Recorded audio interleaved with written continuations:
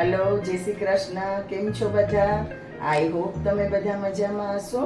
આજે હું તમારી સાથે શેર કરીશ સેવૈયા ખીરની રેસીપી, જે આપણે 15 થી 20 જ મિનિટમાં બનાવી અને રેડી કરી લઈશું.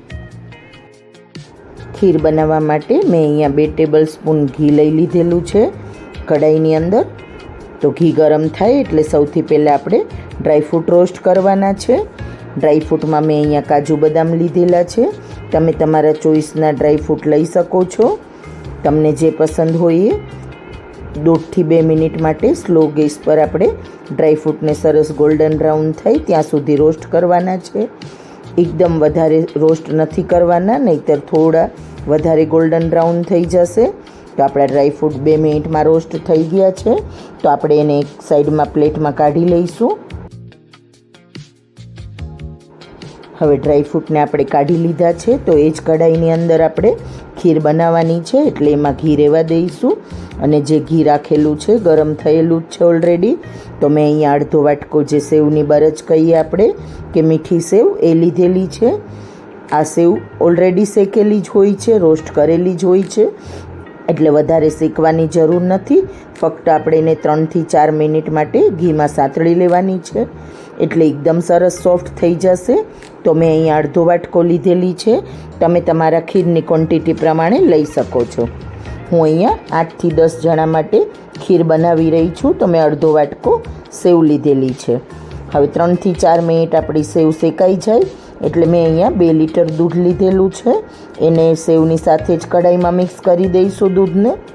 હવે સેવની સાથે જ આપણે દૂધ એડ કરી દીધું છે, તો એને સતત ચલાવતા રહેવાનું છે.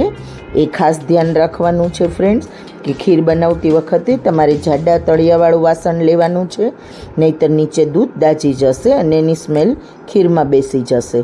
તો મેં અહીંયા 1 ટેબલ સ્પૂન કસ્ટર્ડ પાવડર લીધેલો છે. વધારે નથી લેવાનો, 1 ટેબલ સ્પૂનથી ઓછો લેશો તો પણ ચાલશે, પણ 1 ટેબલ સ્પૂનથી વધારે નથી લેવાનો.